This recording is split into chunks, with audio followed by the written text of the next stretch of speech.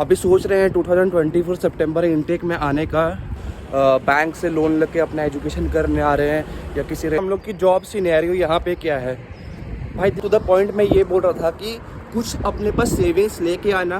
तो थोड़ा नज़ारा भी दिखा देता हूँ भाई। देखो नो डाउट यूके खूबसूरत तो है ये वेस्टर्न का। Welcome back to my YouTube channel. I hope आप बहुत अच्छे हो, आप अपनी लाइफ में अच्छा कर रहे हो। और इस वीडियो में बात करने वाला हूँ जो भी स्टूडेंट्स अभी सोच रहे हैं 2024 सितंबर इनटेक में आने का यूके में, चाहे वो कोई भी सिटीज़ हो गई, लंदन हो गया, मैनचेस्टर हो गया, लिवरपूल हो गया, इवन वेल्स का कार्डिफ भी हो गया। तो कुछ बातें मैं यहाँ पे अपना शेयर करूँगा एक्सपीरियंस के साथ, क्योंकि मेरे को ऑलमोस्ट यहाँ पे 1.5 ईयर्स हो गया है। तो काफ़ी कुछ मैंने सीखा है 1.5 ईयर्स में। काफ़ी कुछ इन्फॉर्मेशन, काफ़ी जगह पार्ट टाइम जॉब्स किया है। एक जगह नहीं, काफ़ी फील्ड में मैंने किया है, चाहे वो हॉस्पिटैलिटी हो, चाहे वो बार टेंडिंग हो, चाहे वो बर्गर किंग हो। बहुत जगह मैंने एक्सपीरियंस किया है। तो ये एक्सपीरियंस के साथ इवन अपनी यूनिवर्सिटी में ही मैंने अपनी लाइफ को बैलेंस करके चला है। वहाँ पे यूनिवर्सिटी में भी मैं अपने डेटा साइंस का रिप्रेजेंटेटिव था, अपने कोहर्ट का। तो दोनों चीज़ मैं बैलेंस करके चला है, अभी भी चल रहा हूँ। कुछ चीज़ें अपने आपके हाथ में जाती हैं, कुछ चीज़ें नहीं रहती हैं। तो ये चीज़ें बात करेंगे हम लोग। और मैं बात करूँगा कि ग्राउंड रियलिटी आज की डेट में क्या है। जो भी 2024 सितंबर वाला बंदा देख रहा है वो उसका क्या प्लानिंग होना चाहिए यहाँ पे आना। क्योंकि अब तो आपने डिसाइड कर लिया, ठीक है, आपने अपने पेरेंट्स से बात कर लिया कि हाँ भाई अब तो मेरे को यूके जाना है। आपने एक बार माइंड प्रिपेयर कर लिया, उसके बाद तो कोई ऑप्शन है नहीं, ठीक है। तो चलिए स्टार्ट करते हैं। देखो भाई, अगर आपने यूके आने का प्लान कर लिया है और अगर आप 99% उन लोगों में से हो गए जो बैंक से लोन लेके अपना एजुकेशन करने आ रहे हैं या किसी रिलेटिव से लोन लेके आ रहे हैं, या मम्मी पापा का जो डिपॉजिट है, उनकी सेविंग्स है, उनसे वो सेव करके यहाँ पे आ रहे हैं, तो आपने बहुत बड़ा डिसीज़न लिया है। यहाँ पे आने के बाद आपके पास कोई ऑप्शन बचता ही नहीं है, ठीक है। चाहे जॉब हो या ना हो, आपको तो सर्वाइव करना है। आप पीछे मुड़ के नहीं देख सकते कि भाई अब मैं घर वालों से पैसे मांगूंगा या मेरे पास एक और ऑप्शन है कि मैं भाग के चले जाऊँ यहाँ पे, मेरे से अब नहीं हो रहा है। ये कोई ऑप्शन नहीं है, इसमें आप सर्वाइव नहीं कर पाओगे और ये ऑप्शन लेकर चलना भी मत, ठीक है। तो मैं ये बोलूँगा, अगर यहाँ पे आने का माइंडसेट बना लिया है तो यहाँ से स्ट्रांग हो जाओ, क्योंकि यहाँ पे कुछ भी इजी नहीं होने वाला। जो भी यूट्यूब में दिखाते हैं या और कहीं आपने देखा है कि भाई इतना कमा लेंगे, इतना हो जाएगा, तो वो हो जाएगा। अभी आप यहाँ पे हो नहीं, तो जिस दिन आप यहाँ पे रहोगे, ठीक है, जिस दिन आप यहाँ पे रहोगे, आप यहाँ पे जॉब पकड़ लोगे, उतने आवर्स आपको मिलने लगेंगे, तो आप फिर बोलना कि हाँ भाई मेरे को इतना मैं कमा रहा हूँ। तब तक यहाँ पे यूके में आ जाओ, एक अच्छी सी जॉब ले लो, उसके बाद बात करो। थोड़ा नज़ारा भी दिखा देता हूँ भाई। देखो नो डाउट यूके खूबसूरत तो है। ये वेस्टर्न कंट्रीज जो है ना यार, इनका अलग ही रुतबा है यार, अलग ही खूबसूरती है इनकी। चाहे घर हो गए, चाहे रोड हो गए, हालांकि रियलिटी बहुत डिफरेंट है, पर इसमें नो डाउट ये तो खूबसूरत है, साफ़ है, क्लीन है, तो इसमें कोई डाउट ही नहीं है भाई। देखो जॉब की बात करते हैं हम लोग की। जॉब सिनेरियो यहाँ पे क्या है भाई। देखो, चाहे दुनिया में कितना भी इन्फ्लेशन आ जाए, चाहे दुनिया में कितना रिसेशन आ जाए, लोग खाना छोड़ देते हैं क्या? लोग पहनना छोड़ देते हैं क्या? नहीं, ठीक है। लोग गाड़ी चलाना छोड़ देते हैं क्या? लोग अपने काम पे जाना छोड़ देते हैं क्या? नहीं। बहुत सारा रिसेशन आया था, इससे पहले भी रिसेशन आया था। तो इसका ये मतलब नहीं कि जॉब सिनेरियो एकदम ख़त्म हो गया। अपने आप पे भरोसा रखना है, अपने स्किल्स पे भरोसा करना है, ठीक है। तो मैं यही बोलता हूँ कि यहाँ पे आने के बाद एटलीस्ट आप ये करना कि अपने पास कुछ फंड्स पहले से लेके आना, ठीक है। अब देखो, लोन लोगे तो पूरा लोन तो एक बार यूनिवर्सिटी को मत पे कर देना। अब यहाँ पे एक और ट्रिक बताता हूँ मैं, ठीक है। क्या हुआ था कि जैसे अगर यूनिवर्सिटी जो पहला आपको कैश इशू करेगी ना, जो कंफर्मेशन एक्सेप्टेंस जो होता है, CAS बोलते हैं, कैश लेटर बोलते हैं, वो आपको देगी। तो उससे पहले क्या बोलती है कि आप अपना हाफ ऑफ द फीस है कोर्स का वो पे कर दो। अब हाफ ऑफ द फीस क्या होता है, जैसे कि मान लो मेरा 15,000 पाउंड का फीस था MSc डेटा साइंस का 1.5 ईयर्स का। तो उसमें यूनिवर्सिटी ने क्या बोला, अगर आपको कैश चाहिए तो उसमें भी कुछ आपको शर्त रखती है यूनिवर्सिटी। कैश मतलब आपको पहले जो यूनिवर्सिटी का हाफ फीस है तो 15,000 का 7,500 पाउंड हो गया। और उसके बाद एक मांगा था LOR, जो मैंने पहले वीडियोस में डिस्कस कर चुका हूँ, जिसे लेटर ऑफ रिकमेंडेशन बोलते हैं। उसके बाद बोला था कि अपनी IELTS दिखाओ। मेरा IELTS वेव ऑफ हो गया था क्योंकि मेरे 12th में इंग्लिश में काफ़ी अच्छे परसेंटेज थे, तो उससे मेरा IELTS वेव ऑफ हो गया था। उसके बाद बात करते हैं तो ये हुआ कि मैंने हाफ़ ऑफ द फीस वहाँ पे पे कर दिया और हाफ़ ऑफ द फीस जो मेरा बचा था मैंने यहाँ पे आके पे किया। अब यहाँ पे भी आके मैंने उसको 2 इंस्टॉलमेंट में पे किया। ऐसा नहीं होता है। अब मैं अपनी कार्डिफ मेट्रोपॉलिटन यूनिवर्सिटी की बता रहा हूँ। जो भी स्टूडेंट कार्डिफ मेट्रोपॉलिटन यूनिवर्सिटी में आ रहे हैं उनका ये है कि आप धीरे धीरे भी कर सकते हो, ठीक है। ऐसा कुछ नहीं है, यूनिवर्सिटी आपको मेल करती है, उससे डरना नहीं है। आप धीरे धीरे भी मतलब छोटा 500 पाउंड भी कर सकते हो। इसमें कोई प्रॉब्लम नहीं है, कोई इशू नहीं है। मैं खुद लाइव एग्जांपल हूँ, ठीक है। मैंने धीरे धीरे करके ही अपना यूनिवर्सिटी का पे कर दिया था। वैसे ऑप्शन मिलता है कि 3,500 करके पे कर दो, 2 इंस्टॉलमेंट में करना पड़ता है।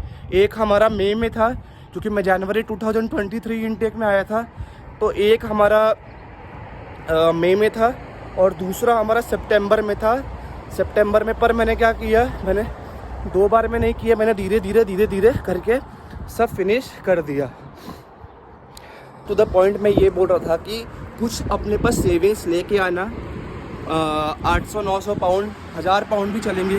अपने 1000 पाउंड अपने पास रख के आना। आप कैश में भी लेके आ सकते हो, कोई दिक्कत नहीं है। बस क्या करना, जो भी एजेंसी या जो भी एजेंट आपको वो कैश दे रहा है उसका पूरा रिसीट बनवा लेना, उसका अपने पास पेपर रखना। पर ऐसा इमिग्रेशन पे कुछ चेक नहीं होता है। मैं खुद लाइव एग्जांपल हूँ। मैं कुछ 600 पाउंड करके लेके आया था अपने पास, मेरा कोई कुछ चेक नहीं हुआ था। और अभी तो और कुछ बातें बताने वाला हूँ, वीडियो में बने रहना क्योंकि बहुत इंफॉर्मेटिव वीडियो होने वाली है और आगे काम आएगा। और लाइक और सब्सक्राइब नहीं किया तो भाई लाइक और सब्सक्राइब कर दो। अभी मैं ओरिजिनल कंटेंट लेके आने वाला हूँ क्योंकि 1.5 ईयर्स का एक्सपीरियंस हो गया है मेरे को यूके में, तो आपको वो हर एक चीज़ बताऊँगा जो यहाँ पे आपको आने के बाद इंफॉर्मेटिव होगी। करते हैं अब मैं आपको ऐसे 3 जॉब्स इसी वीडियो में बता देता हूँ। 3 जॉब्स ऐसे हैं कि अगर आपके पास करेक्ट लाइसेंस हो, अगर करेक्ट सर्टिफिकेशन हो, जो कि आप इंडिया से प्रिपेयर करके आ सकते हो। शुरू में छोटा सा इन्वेस्टमेंट लगेगा पर वो वर्थ इट रहेगा, ठीक है। बात करते हैं। सबसे पहले होता है अगर आपके पास लाइसेंस है और आपको अगर ड्राइविंग आती है तो वो लाइसेंस को आप क्या करो, उसको इंटरनेशनल बनवा लो, ठीक है। जैसे ऑलरेडी आपका लाइसेंस है तो आप अपने RTO में जाओ और उनको बोलो कि मेरा लाइसेंस 1 साल के लिए ये इंटरनेशनल लाइसेंस बना दिया जाए। तो वो होगा क्या कि जो आपका नॉर्मल लाइसेंस है ना उसको इंटरनेशनल बना देंगे। पर याद रखना, यहाँ पे एक कैच बता रहा हूँ, अपना लाइसेंस तभी बनवाना जब यहाँ पे आपने टिकट करवा लिया हो। क्योंकि होता ये है कि वो 1 साल का लाइसेंस होता है, तो आप नहीं चाहोगे कि 2-3 महीने मेरे पहले ही वेस्ट हो जाए कि पहले ही बनवा के रख लिया और मेरे टिकट 2 महीने बाद है यूके में आने का, तो फिर मज़ा नहीं आएगा, ठीक है। तो एक चीज़ तो ये हो गया। तो अब लाइसेंस बनवाना के लिए मैं क्यों बोल रहा हूँ, तो यहाँ पे आओगे ना तो बहुत सारी कंपनीज ऐसी होती हैं जिनका ड्राइविंग लाइसेंस वो मांगती हैं, बोलती हैं कि अगर आपके पास ड्राइविंग लाइसेंस है और अगर आपके पास कार है तो कार तो आप इनिशियल में इन्वेस्ट करना मैं नहीं बोलूँगा क्योंकि आपके पास जॉब ही नहीं लगी और पहले ही आके आप इन्वेस्ट कर रहे हो और उसके बाद आपका जॉब वॉब का सिनेरियो पता नहीं सही रहेगा कि नहीं रहेगा। तो लाइसेंस होगा तो बहुत सारे जो टेक अवेज होते हैं, जो कंपनीज होती हैं, जो वैन्स होती हैं, उनके पास ऑलरेडी अपनी कंपनी कार रहती हैं तो वो आपको दे सकती हैं। और लाइसेंस होने का मतलब मैं ये नहीं बोल रहा हूँ कि सिर्फ लाइसेंस होना, आपको जेन्युइनली गाड़ी चलाने आनी चाहिए क्योंकि यहाँ पे बहुत ज़्यादा रूल्स एंड रेगुलेशंस होते हैं, बहुत ज़्यादा फ़ाइन आपको लग सकता है, ठीक है। बहुत लोग पंजाब, हरियाणा, नॉर्थ साइड से होते हैं भाई, बहुत हार्ड वर्किंग होते हैं, उनको रिस्पेक्ट है, ठीक है, मेरे लिए। अब भाई मैं तो नहीं कर सकता, तो मेरे बस की बात तो नहीं है, पर ये लाइसेंस का नाम सुन लो। ये लाइसेंस का नाम होता है कंस्ट्रक्शन लाइसेंस, ठीक है, CSS बोलते हैं। अगर आप यहाँ पे आके बनवा लेते हो, ठीक है, अगर वो आप यहाँ पे आके बनवा लेते हो, तो होता क्या है कि आप इजीली यहाँ पे 150 तो ज़्यादा बोल रहा हूँ, अगर आप 100 से 120 पाउंड भी अगर बना रहे हो तो बहुत अच्छी बात है, आपको जॉब्स मिल जाती हैं। और कैश इन हैंड जॉब्स भी यहाँ पे मिल जाती है। हालांकि मैं इस वीडियो में प्रमोट नहीं कर रहा हूँ कहीं से भी, कोई भी तरीके से मैं कैश इन हैंड को प्रमोट नहीं कर रहा हूँ, पर मैं एक बात बता रहा हूँ। यहाँ पे होता क्या है कि अगर आपका एम्प्लॉयर, कहीं एम्प्लॉयर क्या होते हैं कि आपको ऐसा करते हैं, तो मैं सपोर्ट नहीं कर रहा हूँ। जिसको करना है करे, जिसको नहीं करना है वो ना करे भाई। इस वीडियो में मैं स्ट्रिक्टली बोल रहा हूँ, I am not promoting any kind of this stuff, okay. अब तीसरा चीज़ जो सबसे इम्पॉर्टेंट है आपका होता है सिक्योरिटी लाइसेंस। अब सिक्योरिटी लाइसेंस का मैं आपको एडवांटेज भी बताता हूँ, उनकी अर्निंग भी अच्छी है वो भी बताता हूँ क्यों। सबसे पहले आपको सिक्योरिटी लाइसेंस कैसे लेना है, ठीक है, बात करते हैं। तो आपको अपने, जैसे आपने पासपोर्ट के लिए अप्लाई किया था, ठीक है, तो पासपोर्ट सेवा पे आपको जाना है, वहाँ पे आपको अप्लाई करना है अपना PCC certificate, police clearance certificate. आप अप्लाई करोगे, अगर आपको अप्लाई करने नहीं आता तो पास के कोई साइबर कैफ़े में चले जाओ, या जहाँ से आपने पासपोर्ट अप्लाई किया था वहाँ पर चले जाओ, उससे आप अप्लाई करवा लो। तो होता क्या, अगर वो आपके पास सर्टिफिकेट आ गया, अब जैसे कोई इंडिया में जो सितंबर 2024 इनटेक में आ रहे हैं वो लेके आएंगे, तो यहाँ पे क्या होगा, इनिशियल में आपके 450 से 500 पाउंड तो आपके इन्वेस्टमेंट होंगे, ये मान के चलना। पर वो वर्थ इट इसलिए होते हैं क्योंकि यहाँ के जो मैक्सिमम जो सिटी सेंटर्स होते हैं ना, फ्राइडे, सैटरडे और संडे को, वो इतना बिजी होते हैं कि यहाँ पे SIA लाइसेंस वालों की बहुत ज़्यादा डिमांड रहती है।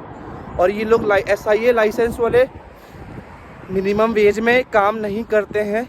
हालांकि जो मिनिमम वेज है वो 11.44 पाउंड्स हो गया है। उसके अलावा भी जो ये SIA लाइसेंस वाले होते हैं उनको उनका जो वेज होता है वो 12.5 भी हो सकता है, कोई कंपनी 13 पाउंड भी दे रही है। बहुत अगर आपके पास एक्सपीरियंस है तो बहुत लोग आपको 15 पाउंड भी देते हैं, पर वो एक्सपीरियंस वालों को मिलता है। तो होता क्या है कि आपको सबसे पहले कोई एम्प्लॉयर की झिकझिक नहीं होती है, आप अपना एक जगह खड़े रहते हो।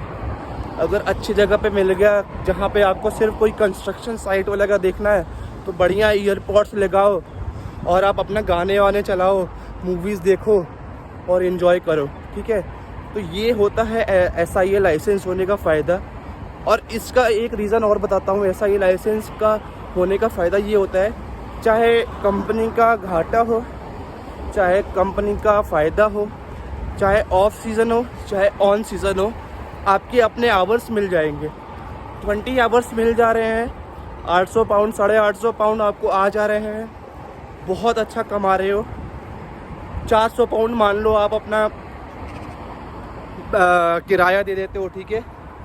400 पाउंड देने के बाद 100 पाउंड और 200 पाउंड और ढूंढा लो, 200 पाउंड की आप सेविंग कर सकते हो। और UK में 200 पाउंड का इनिशियल डेज में सेविंग करना भाई बहुत बड़ी बात होती है। मैं बता रहा हूँ, कैलकुलेशन जो कर रहे हो ना 2000 पाउंड 3000 पाउंड का, वो पॉसिबल नहीं है। ये मैं ग्राउंड रियलिटी बता रहा हूँ। फेल हो जाओगे यूनिवर्सिटी में, ठीक है, तो ये सोच के चलना कि यहाँ पे आ रहे हो, इतना पैसा लगा रहे हो मम्मी पापा का, तो हाथ में मेरे पास यूनिवर्सिटी का भी हो, और यूनिवर्सिटी को भी बैलेंस करके चलना बहुत इम्पॉर्टेंट है। ये देखो अंडरग्राउंड यहाँ पे बना दिया है, तो अभी मैं रोड ऊपर है, देखो हाईवे ऊपर है और मैं नीचे से जा रहा हूँ। तो आई होप मैंने ये सब बातें बता दिया। अगला जो टॉपिक बताने वाला हूँ उसके लिए एक और वीडियो बना दूँगा। अगर कोई कमेंट करके क्वेश्चन पूछना है पूछ सकते हो, मैं प्रॉपर एक आंसर दे दूँगा, ठीक है, कोई दिक्कत नहीं है, ठीक है।